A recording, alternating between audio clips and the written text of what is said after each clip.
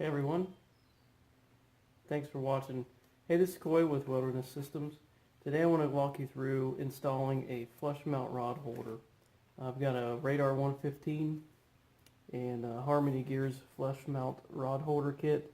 This is part number 54955738. You can get those on the harmonygear.com website. Fairly inexpensive. I know that installing a flush mount rod holder is something that's quite intimidating because you're drilling two large holes in your brand new kayak in most cases. I actually see a lot of public social media posts where people try to come up with different ideas other than this, but this is a great accessory. It's great for not only holding your rod holders, but for your fishing rods, but for your net and other GoPro poles, those kind of things. So I want to go through this real quick. It's actually very simple. Let's get started. Okay, so basically, like I said, this is a Radar 115, and what you want to do is, you have to, excuse me, I'm trying to record this with my phone one-handed, but we'll try to get through it. Basically, what you want to use is just use the foam block. The foam block gives you the exact template that you're going to need. The instructions call for a 2.5-inch hole saw.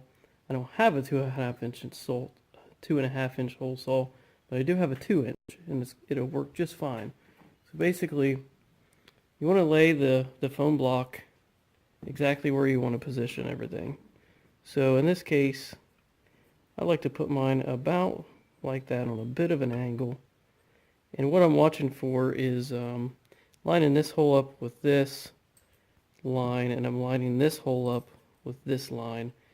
Doesn't have to be exactly there, but it's just going to give me a good reference so that the other side match. Then there's a crease in the boat. I'm just basically eyeballing them.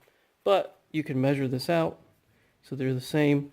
But the most intimidating part about this for everyone is drilling that big hole in your boat and make sure it's the right size and the right place.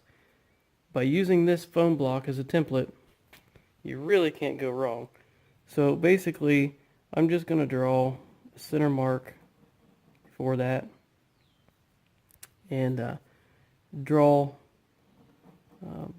actually trace this out. It's hard to do with one hand. Let me get that drawn and I'll be right back. Okay, so now you have the exact spot. You're going to notice that the hole isn't exactly circular. It's a little bit oblong. The hole is about 2 inches, but it's oblong. That's why a 2-inch will work. 2.5-inch works great. All you're going to have to do with a 2.5-inch hole saw is drill right in the center one hole. But I'll show you how you can cheat with a 2-inch. Let me grab those tools, and we'll be right back. Okay, we have our hole pattern laid out. I've got a cordless drill and a 2-inch hole saw.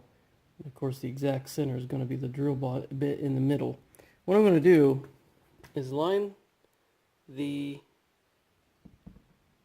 hole saw up so that it covers, it's going to cut out the majority of the hole. You can see it's going to leave me with just a bit of oblong shape. Let's go ahead and drill that out.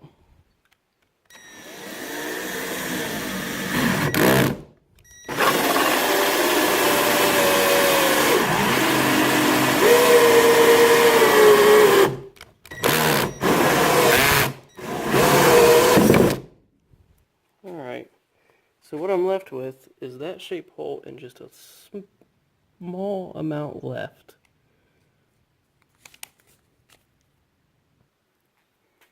Okay, so it's important to note too, down inside your hull you're going to have rudder cables. You want to try to hold the drill bit from flying into the hull too far. So now what I'm going to do is actually all I want to do is take out that small amount. So I'm going to hold the drill bit now at an angle, just a slight angle, so it'll get the rest.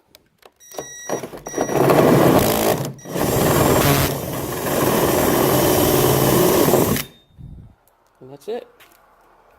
So now we have our hole. Get rid of all of the extra shavings so you get a nice white, tight, watertight seal. And so we have our gasket. Matches up perfect. And then you're going to throw your rod holder in there. The next step is going to be riveting this down, and let me go ahead and drill the opposite side, and we'll get back to it. Okay, I've got both holes drilled, and both rod holders just laying in the hole. They're not fastened down. The next thing you're going to need is, if you're going to use the rivets, a common rivet gun. And you'll see in your instruction packet, if you're going to use rivets, you want a 3/16 drill bit. So all you really need to do here is position this exactly where you want it. And you want to go one hole at a time with this. I like to do the back one at first. So we're going to drill one hole.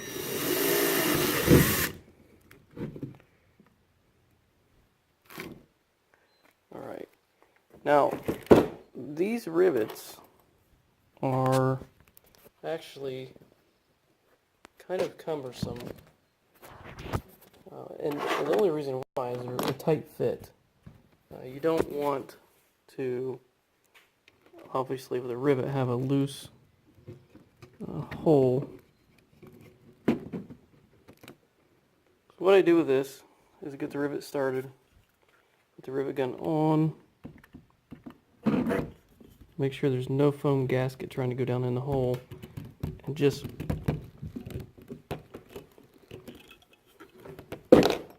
put that rivet in. It takes some wiggling with the rivet gun, but it works just fine. Alright, and repeat this process for all 3 holes.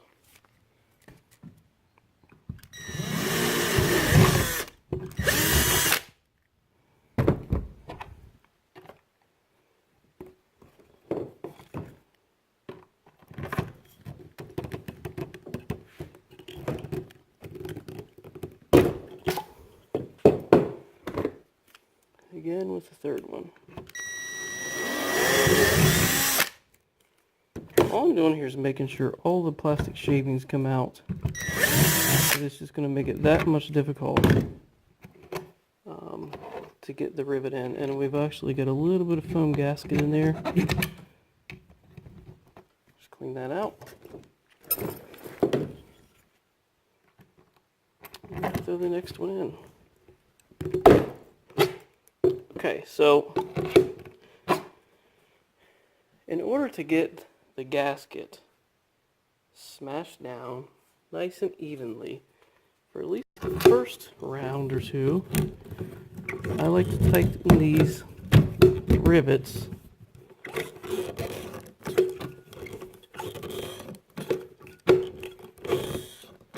and rotate. It's going to get that foam to squish down nice and evenly.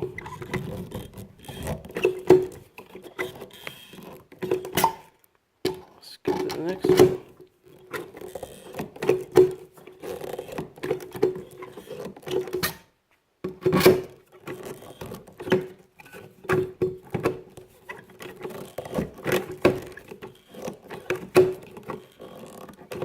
Okay, and you want to continue this process until all the pop rivets have fastened.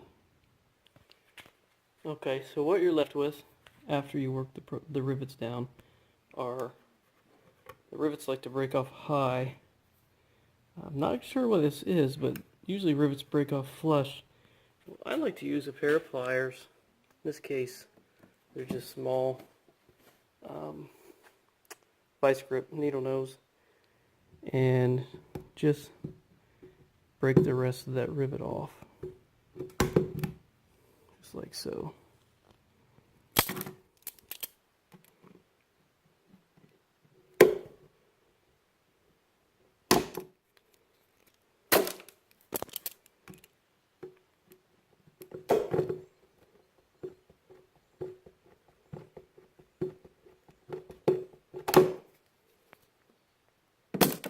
And there you have it. This one's installed. I'll get to the next one in a minute. That's all there is to it. If you have any questions, feel free to comment. Again, thanks for watching.